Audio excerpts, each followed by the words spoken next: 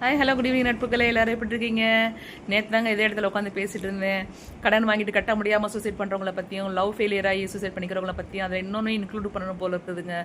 Marriage life சரியில்லைன்னா suicide பண்ணுறவங்கள பற்றி. ஆணாக இருந்தாலும் பொண்ணாக இருந்தாலும் சரிங்க, பிடிக்கலைன்னா வெளில வந்துருக்குங்க, தப்பே கிடையாது.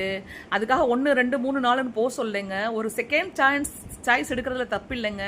முயற்சி பண்ணணும். அந்த லைஃப்பை வந்து நம்மளால் எவ்வளோ முயற்சிக்கு அப்புறமா அது ரெடி ஆகாதுன்னு உங்களுக்கு நல்லா பட்டுச்சுன்னா, யார் சப்போர்ட் இருந்தாலும் சப்போர்ட் இல்லைனாலும் வெளில வாங்குங்க. பேரண்ட்ஸே வந்து அகேன்ஸ்டா இருந்தா கூட நம்ம பேரண்ட்ஸ் முறிச்சிட்டு தாங்க வரணும். பேரண்ட்ஸ் வந்து ஓகே புரிஞ்சுக்கிறணுங்க. அது பேரண்ட்ஸுக்கு ரொம்ப ஹம்பிள் ரெக்வஸ்ட்டுங்க. பிள்ளைங்க சொன்னா காது கொடுத்து கேட்டு நம்மளுக்கு பிள்ளை அது எங்கேயோ இருந்துட்டு போட்டுங்க. என்ன சாதிச்சிட்டாங்க கல்யாணம் பண்ணவங்களாம்? கல்யாணம் மேரேஜ் லைஃப் ஃபெயிலியர் ஆகி வந்தா என்ன குறைஞ்சு போகுதுங்க? எங்கேயாவது பிள்ளையாவது இருந்துக்கலாம். கன்வின்ஸ் பண்ணி விடுறதுனால தானே அந்த பொண்ணு வேற வழி இல்லாமல் அந்த மாதிரி பண்ணியிருந்துருக்குது. இன்னொன்று, அந்த பொண்ணுக்கு எனக்கு நான் கேட்க வேண்டிய கேள்வி என்னன்னா, பேரண்ட்ஸ் வருத்தப்படுவாங்க. பேரண்ட்ஸுக்கு வந்து இது கன்வின்ஸ்ட் கிடையாது. திருப்பி வர்றது இந்த பொண்ணு வந்து மேரேஜ் லைஃப்பை முடிச்சுட்டு வரது வந்து கன்வின்ஸ்ட் கிடையாது. ஆனால் இந்த பொண்ணு சூசைட் பண்ணுறதுல கன்வின்ஸ்ட் அவங்க. முடிச்சுட்டு வர்ற வழியை விட சூசைட் தானேங்க பெரிய வழி. பேரண்ட்ஸ் கொடுக்குற தண்டனை, அந்த தண்டனை கொடுக்கறதுக்கு பதில் இந்த தண்டனை கொடுத்துட்டு போயிடலாமே. எங்கே போய் உட்காந்துக்கலாமே? அந்த 2 லட்சம் கேஷ் இருக்கு, கேஷ் கொடுத்து 2 லட்சம் எடுத்துட்டு போயிட்டு எங்கேயும் உட்காரலாமே. இப்போ கேட்குற எல்லாருக்கும் என்ன நினைப்பீங்க நீங்க? இவங்க சொல்லுவாங்க, இவங்களுக்கு என்ன தெரியும், அந்த சூழ்நிலையில வாழ்ந்து பார்க்கணும். நான் வாழ்ந்துக்கிறேங்க அந்த சூழ்நிலையில.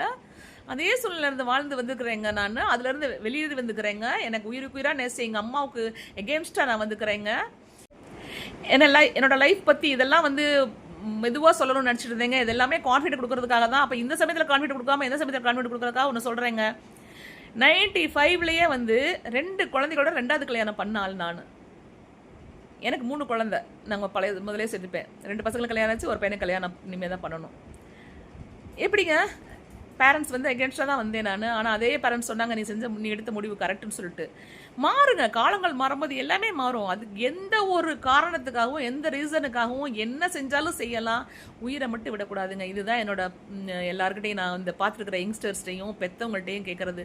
நம்ம பிள்ளைங்க நம்மளுக்கு பிள்ளையா கூட இருந்துட்டு போட்டுங்க. அவங்க வாழ்ந்து குடும்ப வாழ்க்கையில் வாழ்ந்து குழந்தை குட்டியை பெற்று வாழணும்லாம் அவசியம் இல்லைங்க. மாறும். அது மாறுறப்ப அவங்க கல்யாணம் பண்ணிட்டு அதே நீங்கள் ஆசைப்படுற உங்கள் கனவு படி கூட அவங்களுக்கு லைஃப் வரலாங்க. இப்போ அனுப்பிட்டு தான் அப்பாவுக்கு நிறைய ஆடியோ நோட்டு அனுப்பிட்டு தான் இறந்து போயிருக்குங்க. அதில் போட்டிருக்குது, இந்த மாதிரியும் நான் எப்படி ஒருத்தரோட வாழ்ந்துட்டு இன்னொருத்தரோட வாழ முடியும் அப்படின்னு சொல்லிட்டு.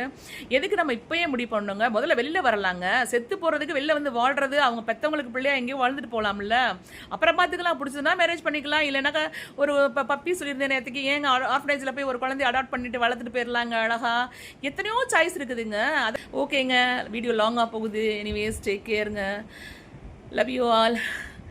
வீடியோ பிடிச்சிருந்தா லைக் பண்ணுங்கள், கமெண்ட் பண்ணுங்கள், ஷேர் பண்ணுங்கள், சப்ஸ்கிரைப் பண்ண மறந்துடாதீங்க. Bye, take care.